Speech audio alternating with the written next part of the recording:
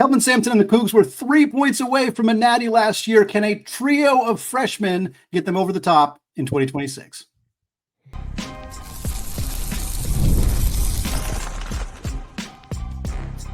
You are Locked On College Basketball, part of the Locked On Podcast Network. Your team every day. What's up, folks? Happy Tuesday, and welcome into the Locked On College Basketball Podcast, a daily national college hoop show, part of the Locked On Podcast Network, your team every day. I am your host, Andy Patton, joined today by the great Parker Ainsworth of Locked On Coogs, and you are joining us at the place to get your college basketball content every single day. I want to thank all of you who have made this show your first listen or your first watch of the day, and of course, remind you all that you can listen to the show ad-free on Amazon Music. Today's episode is brought to you by Game Time. Download the Game Time app, create an account, and use code LOCKEDONCollege, and folks, you'll get $20 off your first purchase. Well, Parker is here to do our 15th team preview episode of the year. If you want to get back and listen to all of the other team preview episodes that we have done, you can find them in a playlist on YouTube titled Team Previews. I'll have a link for it here on YouTube as well. Today, of course, Houston Cougars, fresh off a national title appearance with some really key returners, as well as a trio of superstar freshmen. We're going to talk about what happened last year for Coach Sampson's team. We're going to talk about this new look roster, project the starting lineup. We're also going to talk about Coach Sampson's non-conference schedule, how we think they'll do in their third year as members of the Big 12, and then give you some overall predictions for this team as well. Parker, last year, Houston was outstanding, 35-5 overall, including 19-1 in the Big 12. But it was kind of a slow start to the year. I remember there was a little bit of panic about Houston and about a couple other teams. I know Arizona was in that mix where they kind of didn't get off to a great start. Houston was actually 4-3 through their first 7 games, albeit against some very, very good opponents. But then they went 23-1 for the rest of the regular season. Were you concerned at all early in the season when this Houston team was struggling, or did you kind of think that those pieces were going to come together last year for the Cougs? Concerned? No. Did I know it was going to end up as strong a team as it ended up? I don't know that I would say that either. It's funny you said people were concerned, because my comment section totally was. I feel like the general fan was like 7-3. We lost Jamal Shead. What happened to this team? And truthfully, it was like, you lost Jamal Shead. You got to integrate a new point guard. He missed a lot of the preseason, a broken nose, and it just takes some time. And you played Auburn, you played Alabama, you played you beat Notre Dame. Is like those kind of things happen. And so ultimately that's really what I think the story was, especially when by the end of the year we found out that Auburn and Alabama were pretty good. Yeah. I think that's really what it ended up being for a lot of it was, and that's kind of a thing, part of a larger conversation that we'll see is like, your early season schedule is really hard to know, because you don't necessarily know how good your team is if you had a lot of turnover, and you don't necessarily know how good the teams you played are either.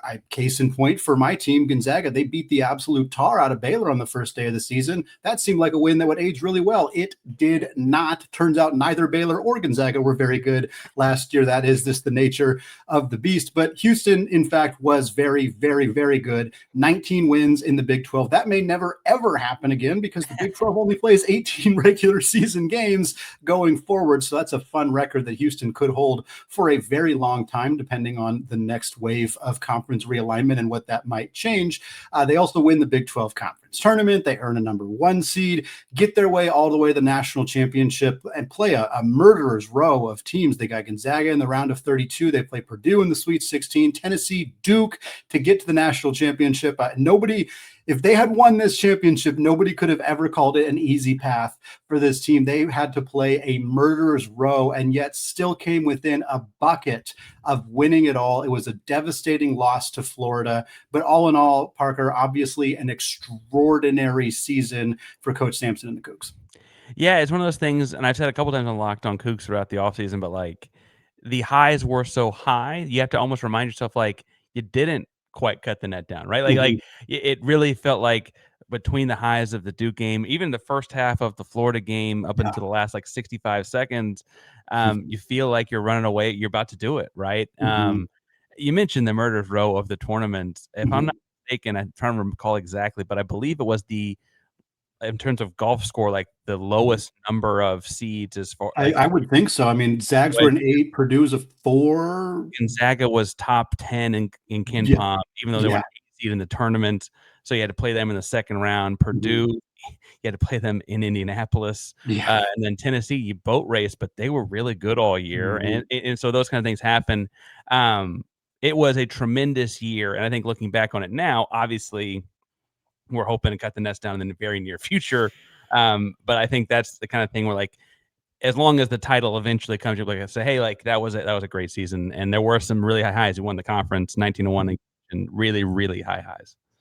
Well, and I think now you come off this season where you get so close, and for a coach who's 70 years old, and I think there's a lot of this narrative around like, was that the last opportunity for Kelvin Sampson? And that narrative was really strong in the immediate aftermath of the season. This young hotshot coach and Todd Golden wins the championship, and this older coach, Kelvin Sampson, gets so close, but doesn't quite get there. And it's sort of, you kind of heard that build of like, was that their best shot? Did they blow it, for lack of a better word? And obviously now, and we'll get more into the specifics of the roster, like this team is very clearly one of the top teams in contention to win a national championship in 2026. Doesn't mean that they'll get back to that spot necessarily, but that narrative has quieted because they had a tremendous offseason. But at that time, when it wasn't clear, when the main things we knew about this team were that, LJ Cryer is going to be gone, and Javier Francis and Juwan Roberts. Like, we knew those guys were going to be gone.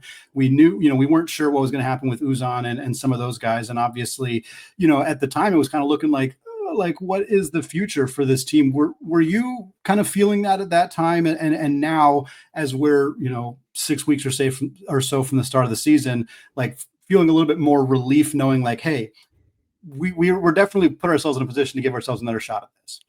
Yeah, I don't mean to sound arrogant or confident because obviously they didn't win the whole thing, but like in 2021, you would have said the same thing when Quentin Grimes left, and then they get back to an Elite Eight. They get a couple of Sweet 16s in there, and it's like, oh, Marcus Sasser's hurt. That was the year. And Jarris Walker's a top 10 pick. That was the year. Jamal Shed, that was the year, and he got hurt. And it's like, you could say that was the year about a lot of years. So I feel fairly confident they'll be in the mix, right? I feel fairly confident this program will still be in the mix for as long as Sampson's around. You mentioned he's, knocking on the door of 70. That dude is running and sweating and bouncing around, dancing in the locker room after games. He's chanting words I can't say on this podcast after beating Duke to the crowd. I mean, he is a lot of, if I am in that good of shape at 50, I'd be pretty happy with it, Andy. And he is doing pretty well for himself. Should also point out his son, Kellen, is head coach in waiting. Kellen does a lot of the work behind the scenes too. We're hoping for a pretty seamless transition wherever that happens. Hopefully no time immediately soon. But as arrogant as it may sound for a program that has a 70-year-old head coach and lost a couple starters, we keep losing starters, and it seems to be okay. Like we still end up being a pretty good program. That's a great transition into that kind of that next man up mentality for this team, because one of the unique things that Kelvin Sampson did was he had 5 slots to fill. He had 4 graduating seniors, 1 player leaving in the transfer portal, all veteran guys. And he kind of did the unthinkable. Instead of filling that with a bunch of transfers, you add 4 freshmen and 1 kind of, for lack of a better word, projected to be seldom used player in the transfer portal. And that feels like a unique move. And it's kind of what I want to get into next, Parker, is how is this going to all fit together for this roster? We're going to talk about that in just a second. But first, folks, PrizePicks is the daily fantasy app where making the right call can actually pay off. You and I make decisions every single day, but on PrizePicks, being right means cashing in. With football back, PrizePicks is the simplest and fastest way to get in on all the action. Just pick more or less on 2 to 6 player projections, and you can turn your takes into real prizes, all in less than 60 seconds. I've been playing PrizePicks for the last 3 or 4 years now, and it is such a fun way to stay locked in for the season. It's quick, it's easy, and honestly, it is my favorite way to follow along with football. This upcoming Saturday college football, Oklahoma quarterback John Mateer, he's at 251.5 passing yards. If you think he's going to throw for more than 251 yards against Auburn on Saturday, join me in taking the over. And the best part is, even if one of your picks misses, folks, PrizePicks invented the flex play, so you can still double your money. Download the PrizePicks app today and use code LOCKEDONCollege to get $50 in lineups after you play your first $5 lineup. That's code LOCKEDONCollege for $50 in lineups after your first $5 play. PrizePicks, it's Good to be right. All right, folks, segment 2 here. Still Andy Patton, still joined by Parker Ainsworth for Locked On Coogs, and still talking about this Houston basketball program. We talked about last season's tremendous success, being a one possession away from potentially winning a national championship. We talked about the offseason and really kind of want to get into this roster. And it's easy to focus on the newcomers and the departures. Like we said, 4 graduating seniors, 1 key player in Terrence Arsenault out the door in the transfer portal, and the additions. But Parker, I think the key thing, and I've misquoted this multiple times before on this show, but I believe it was Trilly Donovan, who is a phenomenal college basketball insider that we don't know who it actually is, but he said the best gets sometimes are the ones you already have. And to me, that feels very true for Houston. Is the kind of ceiling and floor for this team feel, to me at least, like they're going to be determined not as much by the newcomers, by the freshmen, by the transfer, but by the returners, specifically getting Jojo Tugler back, getting Milos Uzon back, getting Emmanuel Sharp back. I mean, those are 3 starters, key players, extremely talented players. I mean, all 3 of them could at least be tangentially in the conversation as All-Americans. Jojo Tugler could be the Defensive Player of the Year. I mean, to get that level of talent back, as well as some key reserves, guys like Mercy Miller and Core Jefferson and Ramon Walker, to get that back in an era where a lot of teams are not able to do so, feels like a huge, critical part of this upcoming season for the Cougs. Yeah, and you mentioned that all 3 of those guys are starters, Jojo, Emmanuel, and Milos, and I would point out they played a lot of games together. Emmanuel missed like a week's worth of, like, I think it was 2 games, whatever, of basketball in the middle of the season with an ankle injury. But Tugler played through some stuff last season. They played a lot of basketball together last season. Jojo's going to be on the short list of people that are nominated for Defensive Player of the Year nationally next season. He was in the running last year. Yeah. Emmanuel Sharp was a 14 points per game kind of guy, and both he and Milos were over 40% from 3. You're returning a lot.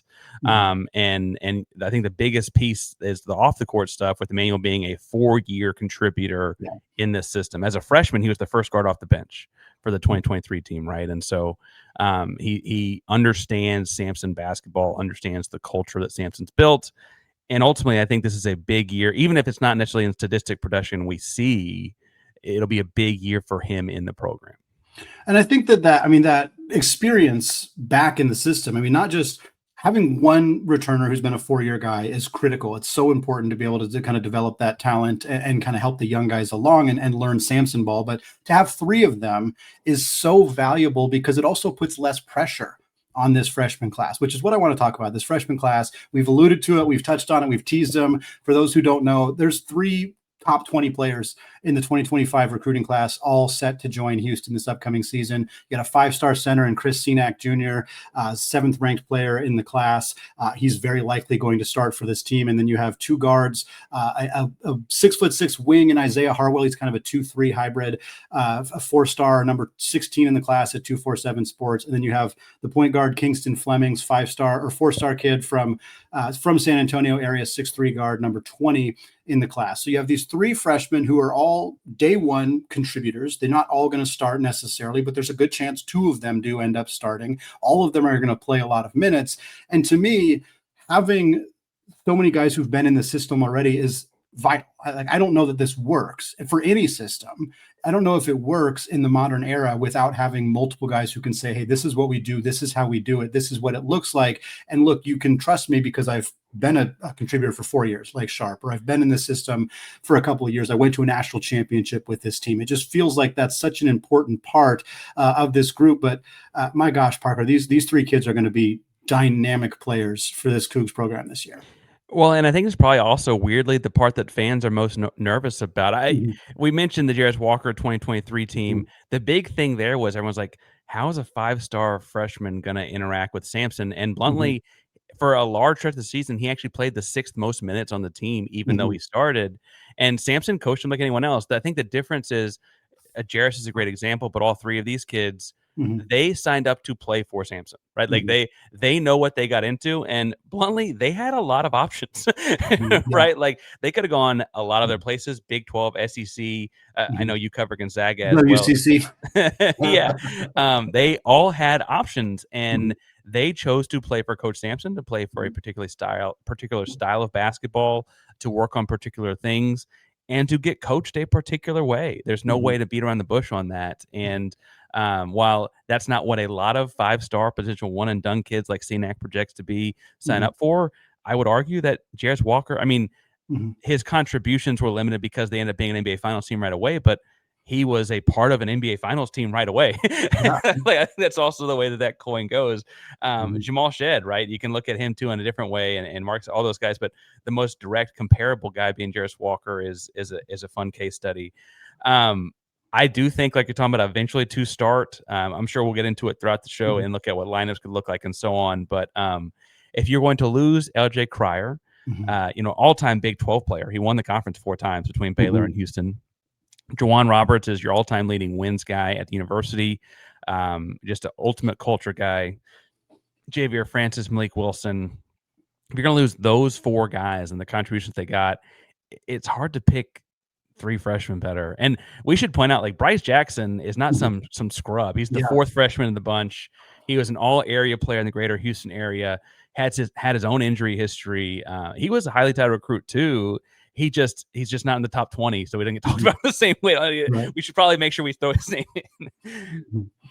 Yeah, no, I think you're absolutely right. And I think it's what you're getting into when you play for Houston. And if you don't at this point, it's on you. I cannot say I know what every conversation that coaches are having with recruits looks like. Obviously, I do not. But I have a feeling that Kelvin Sampson is not hiding what his system is like and what he is like as a coach. If you are not somebody who wants to play for a coach who coaches the way that Sampson does, for a team that plays the style that Sampson does, you're not going to go there. And obviously every program has guys who come in and it doesn't work out and they end up leaving, but Houston doesn't get a lot of guys who come in and it's clear immediately, like, oh, that wasn't going to work. Like, usually you kind of know what you're getting into. And the best programs are like that. Again, I'll use my team as an example. Like, Gonzaga doesn't have a lot of guys who seem surprised by what they're getting into, because you know what the system is going to look like. And Sampson and Few are guys who've done this for a really long time. You can throw Izzo and Patino and other guys in there as well, of like, they don't have a lot of players transferring out of their programs because of that. And even guys who do transfer out, somebody like Arsenault, it was like, he was there for multiple years. He put in work, he put in time, he dealt with injuries, and ultimately it was kind of him or Sharp, and Sharp played more minutes and kind of earned that role. But like, it didn't feel like this is just like a misfire or something like that. And so if Sampson is right, if these 3 guys are the dudes that they seem like they're going to be, and they adjust well to playing for his style, I mean, the upside for this team seems tremendous. I mean, you talk about Isiah Hartwell is an absolute beefy 6'6" wing. He's really versatile offensively and defensively. I think his upside is extremely high. Fleming's a very, very good point guard, a good distributor, again, from the kind of the San Antonio area out there. I know you saw a lot of him playing as well, and I know you've spoken to him. And Cenac, is a guy that's top 10 in this class and considered, in a class that's outstanding. I mean, everybody talks about the big 3 in Boozer and Peterson and Dibansa, and then Nate Amen and Mikael Brown. But it's kind of right after that is where you get Cenac and some of these guys as potentially being some of the most impactful players in this class. I guess my question to you, Parker, out of all of that is, in a system, we saw Jarris Walker, and Jarris Walker played, like you said, the 6th most minutes, but Sampson does not have a rich history of relying super heavily on freshmen. Is that something that you are concerned about going into the year, knowing that no matter how you slice it, these 3 players are going to be very, very important to how this team does this year? Yeah, I mean, bluntly, they're probably just intuitively going to be in the top 7 of the rotation, however you slice it. Yeah. The funny thing is, I want to say the common quote you see like every Sampson player say online, every interview you ask him, is one of his favorite Kelvinisms or quotes is, you know what the best thing about being a freshman is, son? And they're like, what, coach? Is like, you turn into a sophomore. Like, there's some aspect of like this thought that like, okay, Sampson just really, like, you got to spend a year learning what we do. And some people are like, well, Kingston Flemings will redshirt because that's, and I'm like, I don't think any of that's going to happen. I think they're just going to have to expedite the process. And full disclosure, they've got another tough non-conference slate. Mm-hmm. They play Auburn in Birmingham. They play in the Mm-hmm. Las Vegas in NIL Players Area again. We Mm-hmm. could be looking at being 4-3 at the end of November again, Yeah. and still be national championship contending good. I think Mm-hmm. that there will be learning on the fly done. There will be rotations altered and things like that. I don't think this team will be some finished product come December. And frankly, in more Kelvinisms, he always says, like, you should be playing December basketball in December and be Mm-hmm. playing January basketball in January. And you hope to be playing April basketball in April, right? Like Right. that's the way it goes. And I'm totally fine with that as someone who's seen it play out. I understand if like you're new to the spiel or whatever, it might not be the most reassuring, but it's played out that way several times for him. I think he understands how it works. Looking at the starting five projections for this team, again, we've teased it a few times. In my mind, at least, and I assume you'll agree with me here, the three returners, they're going to start. I think you can write it in Sharpie that you got Uzon, Sharp, and Tugler in the starting five. I think that's an absolute lock. And then after that, that's where it gets a bit of a question mark. Do you have two freshmen in the starting lineup? I assume that Chris Cenac is going to start. He's a top 10 recruit, and their depth at the 5 position after him, assuming Tugler plays the 4, is kind of weak. They have Khalifa Sacco, transfer from Sam Houston State, decent player last year at Sam Houston, averaged about 8.6 boards, but he's not going to start over a top 10 freshman unless something is very seriously wrong. Same with Jacob McFarland, who's been dealing with a lot of injuries. So to me, Cenac's kind of the starting 5 de facto, I think, in a lot of ways. And then it's that last spot. And Parker, you and I have talked about this a couple of times because I've seen a ton of different projections. In fact, I know that the last time you and I talked on a show, John Rothstein's updated top 45 that he does, I think he had one of the returners starting. I think it was Ramon Walker. It might have been Mercy Miller starting. But then now he recently changed it, and it's Kingston Flemings. I think it's going to be Isiah Hartwell. I think it's going to be Uzon, Sharp, Hartwell, because I think Hartwell's big enough to play the 3 at 6'6", and he's got a lot of size on him. And then Tugler and Cenac. That's my projection, but obviously there's not a lot of people who are super certain about what's happening with this starting lineup, at least not that I've seen.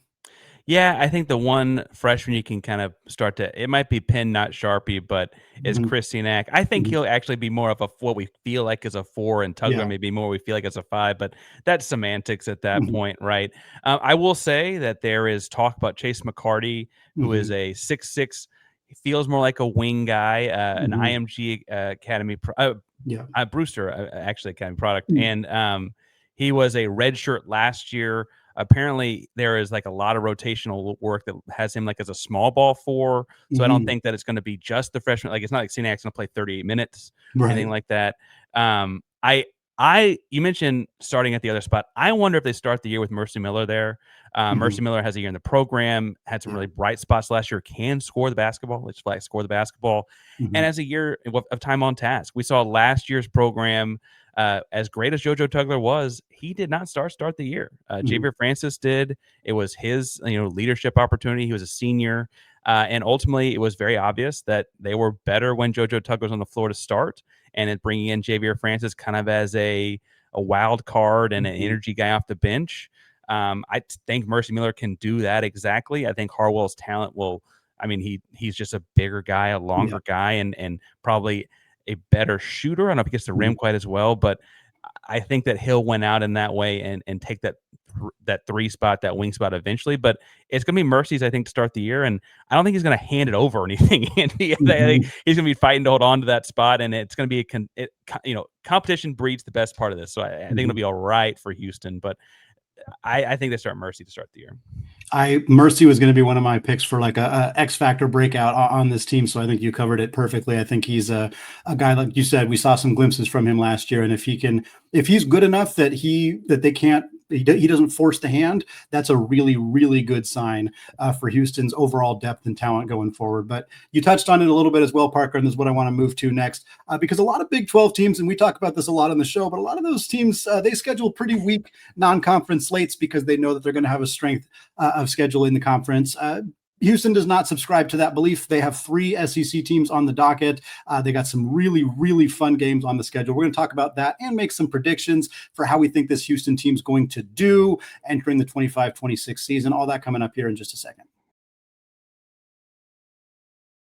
But first, folks, college football is back, and I could not be more excited. The tailgates, the rivalries, the energy in the stands, there's just nothing like it. But let's be real, actually getting tickets can feel like more of a battle than the game itself. There's endless queues, hidden fees, prices jumping at checkout, and that's why I use Game Time, the app that gives the advantage back to the fans. It's the easiest way to score last-minute tickets at the best prices with no surprise fees. What you see, it's what you pay. Honestly, it's faster, it's cheaper, and it's less stressful than any other way that I've bought tickets, and I love that you can see the views from your seat right there in the app.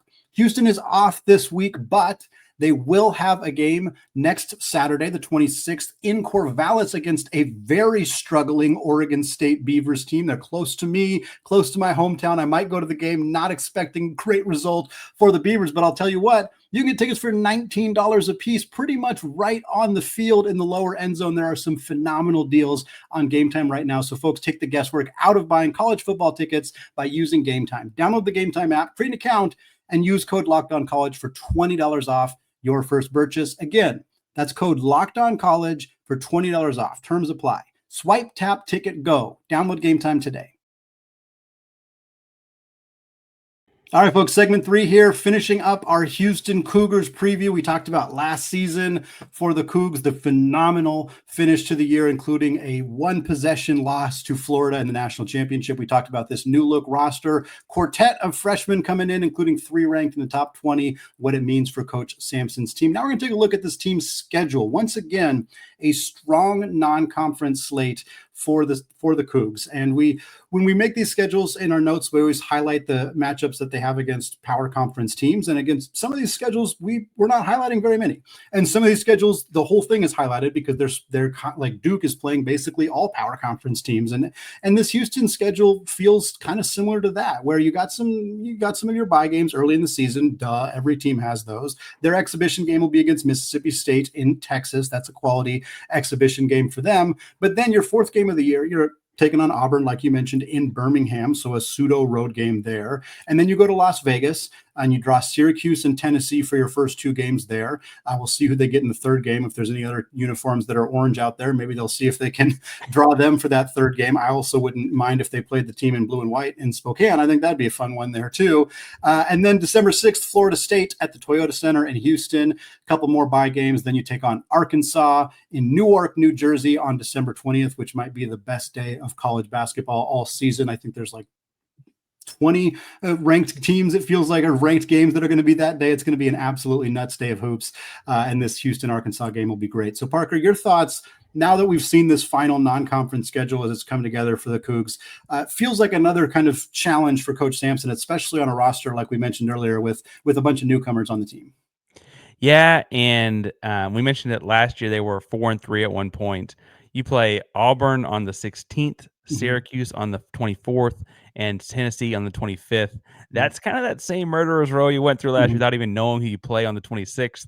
But you play somebody that's decent, that's a pretty strong, list of contenders for that spot. So that's it. That's a tough row there. I would point out too, we covered a little bit on Locked On Cougs, but for the national audience, that December 20th matchup with Arkansas was very much wishy-washy, up in the air. Both programs wanted to happen, but it was initially going to be in Barclays, and they actually kind of double booked Barclays with the women's programs at like UConn and Iowa and stuff. And so where we're going to play, they wanted to play at some destination. It's now in Newark, but it's a big TV ordeal where there's a couple other CBS games all over the country. And so Houston is fitting in with that. It is fun to be a part of the big show, though. Yeah. And I think that is something Houston fans for a long time have been waiting to get back to, and very much a program being showcased right now. Yeah, it's extremely fun to be in those conversations, and obviously to see a program like this be willing to not only play in a MTE like this Players Era Festival, which is just loaded with talent. It was last year, it is again this year. It's probably going to continue to be as long as they're promising $1 million to every team in the event, but to also schedule tough individual non-conference games like Arkansas, like Auburn, like Florida State, to have those combined with what should likely be 3 tough games in Vegas. Again, not a lot of teams are being willing to do that, and Houston absolutely is. And with the young team, I think it's a really great kind of move for Coach Sampson to challenge his guys early. Like, you got Lehigh, Towson, and Oakland as your first 3 games. That's a good kind of way to get the beak wet for some of those guys. But then you get right into it after that. And so I'm really excited to see how this Houston team does.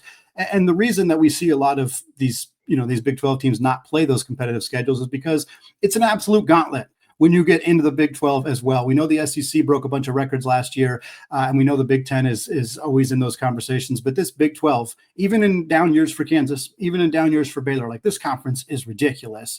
And Houston's schedule, we know the matchups for them. We know they're playing Arizona, Arizona State, Central Florida, Colorado, Kansas State, and West Virginia at home. We know on the road they got the Utah trip, Utah and BYU. They also got Iowa State, Kansas, Oklahoma State, TCU on the road, and then they got Cincinnati twice, Baylor twice, Texas Tech twice. Which, my goodness, that's a pretty tough trio of teams to have to play both times in the Big 12 this year. We'll see Baylor, brand new roster. Cincinnati's got a lot of turnover as well, but those teams are all going to be a bit of a challenge. So, Parker, with all of that said, we have seen Houston flat out dominate the Big 12 in a way that I don't think anybody could have predicted. Even the people who were the highest on Houston and Sampson coming into the Big 12 probably didn't see them going 2 years with 4 combined losses in the conference. So looking at this year with this team, with the rest of the Big 12, do you see another first place finish for Houston in the Big 12 this year? Again, at risk of sounding arrogant once again, I do. I see a team that has all the capability to do it. I see a schedule that, while I have my critiques on it from a fan, spectator, etc., shapes up pretty well for Houston to do it. Yep. And frankly, I see a team that returns 3 starters for a team that was 65 seconds away from national title and replace the holes with 5 stars. And I think that all projects to, and future Hall of Fame coach. I think it all works out in a way that by the time they hit conference play, I absolutely think this team can be a team that, again, you can't go 19-1 anymore because there aren't 19 games. Right. But I think this team can, win the conference. I would point out, too, you mentioned like Houston's run away with this conference. They lost their first 2 games on the road out the gate. They won their first home game in the conference and lost their first 2 road games in the Big 12. And I was like, what are we doing here? We lost to Iowa State and TCU on the road. Yeah. That was back in 2024. Like, are we over our heads? And all they've done is like lose 2 games since then. Like things have worked out okay in the big picture, but I think they'll be shaping into form about that point. Now Tech is good. Kansas has always got talent. They've had some down years. They've always had talent. A lot of respect for Drew over at Baylor. So BYU's got Dabansa.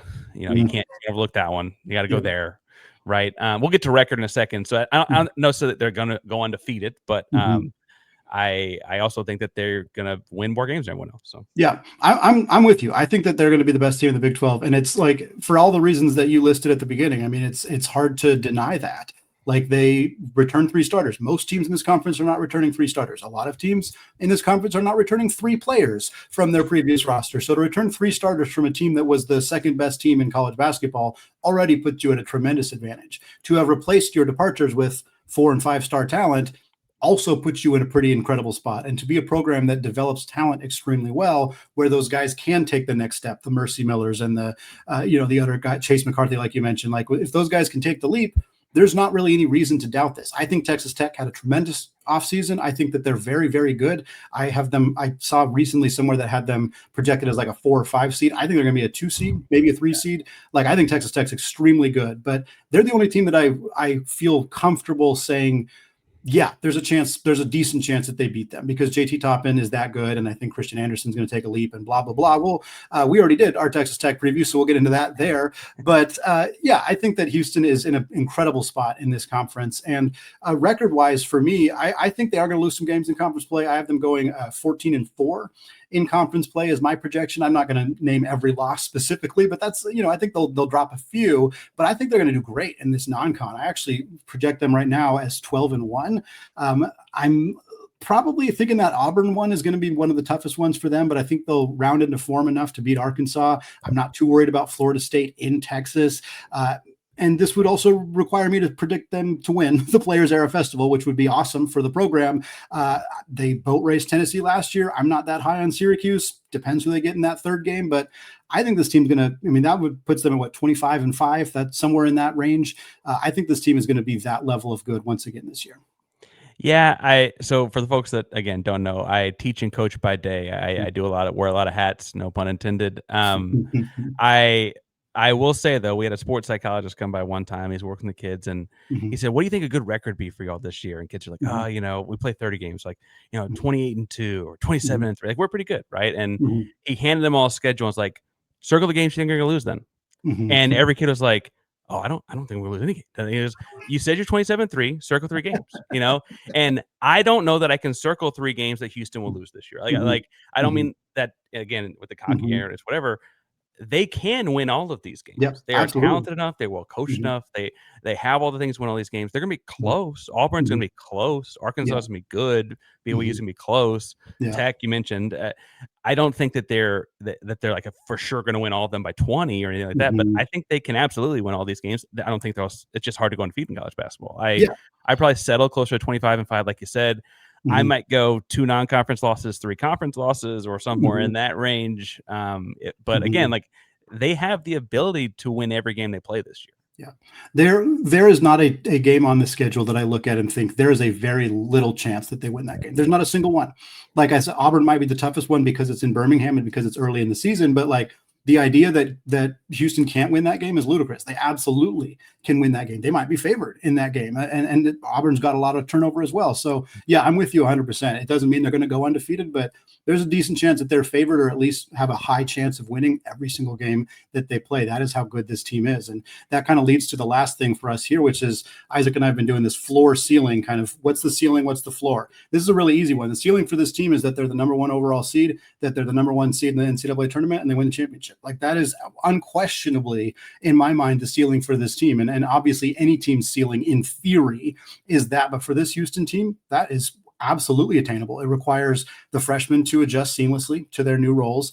It requires Tugler to be the defensive player of the year, most likely. And obviously you need Uzon and Sharp to be as good or better than they've been in the past. You need some bench depth to step up, whether that's returners like Miller, McCarthy, McFarland, whoever it may be. But like that's all attainable. And for me, the floor for this team is still pretty good.